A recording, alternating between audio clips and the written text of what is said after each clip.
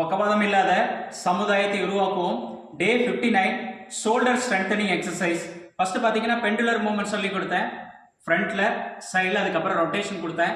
Strengthening exercise first start பண்ணுறப்போ இந்த மாதிரி ஒரு வெயிட் கப் எடுத்து நம்ம பார்த்தீங்கன்னா ரிஸ்ட் உள்ள இந்த மாதிரி விட்டுட்டு எவ்வளோ முடியுமோ அந்த அளவுக்கு டைட் பண்ணிடணும். டைட் பண்ணிட்டு அதே மூமெண்ட் தான் இப்படி வாக் ஸ்டாண்ட்லேருந்து ஒரு சேர்ல சப்போர்ட் பண்ணிட்டு இந்த மாதிரி பண்ணோம்னா ஷோல்டர் வந்து நல்ல ஸ்ட்ரென்த் ஆகும். ஃபர்ஸ்ட் இந்த மாதிரி எவ்வளோ முடியுமோ அந்த அளவுக்கு கொண்டுட்டு போகணும். அதுக்கப்புறம் பார்த்தீங்கன்னா இதே மாதிரி சைடில் எவ்வளோ முடியுமோ அந்த அளவுக்கு. அதுக்கப்புறம் நல்ல கிளாக் வைஸில், அதுக்கப்புறம் பார்த்தீங்கன்னா இப்படி ஆன்டி கிளாக் வைஸில் எவ்வளோ முடியுமோ அவ்வளோ பண்ணலாம். இந்த எக்ஸசைஸ் பண்ணும்போது யார் பண்ணக்கூடாது அப்படின்னு பார்த்தீங்கன்னா ஷோல்டர் சப்ளேகேஷன் இருக்கவங்க கண்டிப்பாக பண்ணக்கூடாது. அதுக்கப்புறம் எல்போ இந்த மாதிரி இதெல்லாம் பிளாஸ்டிக் ஸ்டேஜில் இருந்துச்சுன்னா பண்ணக்கூடாது. ஸ்ட்ரென்தனிங் எக்ஸசைஸ் மூவ்மெண்ட் வந்தப்போ கண்டிப்பாக பண்ணுங்க.